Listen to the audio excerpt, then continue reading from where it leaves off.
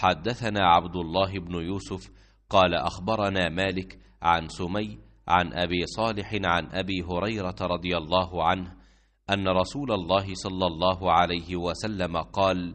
إذا قال الإمام سمع الله لمن حمده فقولوا اللهم ربنا لك الحمد، فإنه من وافق قوله قول الملائكة غفر له ما تقدم من ذنبه। हज़रत अबू हुरैरा रज़ी अल्लाह ताला अन्हु से रिवायत है कि नबी करीम सल्लल्लाहु अलैहि वसल्लम ने फरमाया कि जब इमाम समी अल्लाहु लिमन हमिदा कहे तो तुम अल्लाहुम्मा रब्बना वलकल हम्द कहो, क्योंकि जिसका ये कहना फ़रिश्तों के कहने के साथ होगा उसके पिछले तमाम गुनाह बख्श दिए जाएंगे। सही बुखारी हदीस नंबर 796।